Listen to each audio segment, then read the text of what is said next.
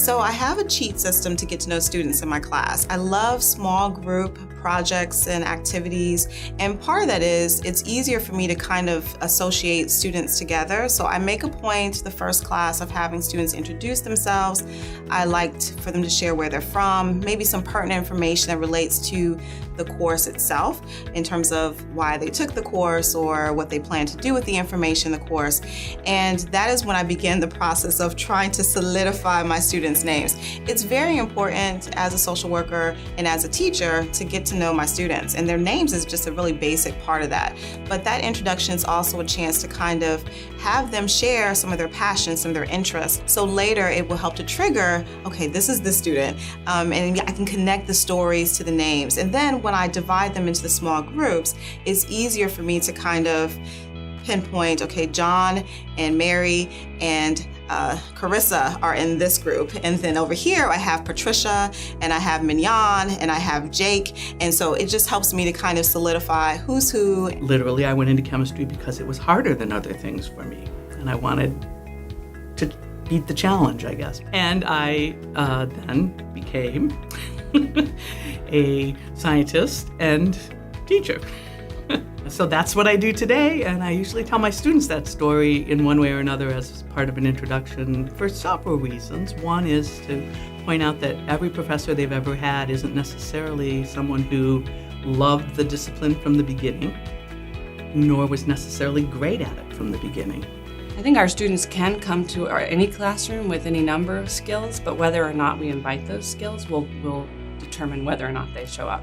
We have an inordinate amount of power in the classroom, and I think we need to be aware of that. At least I'm trying to be really sensitive to that in my work. So my students do come with a lot of emotional intelligence and communication skills. They're dancers and choreographers. It's a collaborative art form. They better have some of that, right? But I can shut that down or invite that.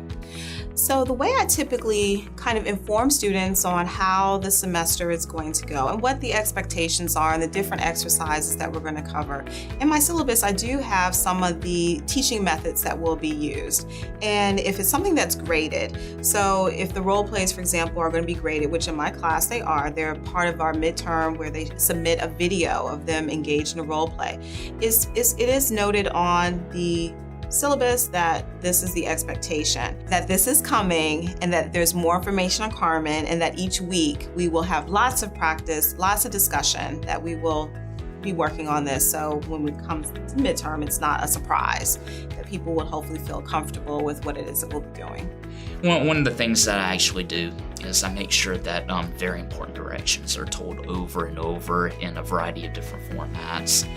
I even offer a kind of a bonus quiz that for reading over the syllabus and ask a lot of questions on my very important points. They know that we're going to do a mindfulness activity at the beginning of class, disengage from all the things that were happening before they came to class, as well as it gives them permission to not worry about the things that are maybe waiting for them after class.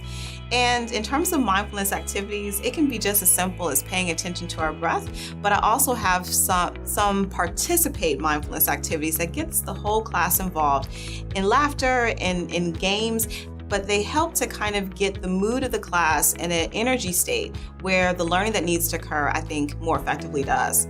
So I might just have people find good posture and breathe for a minute. And I think you'll find that most people are excited to have a moment to reflect and rest as they enter the new community that is each classroom. I think when I first started to try to do this, they were a little uncomfortable because I was a little uncomfortable. So I'd be like, oh, okay, let's breathe, and then they'd be like, okay. But as I've become totally confident because I've seen the results, because I've seen that angst around authority or any of that kind of stuff, my students are learning better. So as I've become more confident in that, the students go right with it.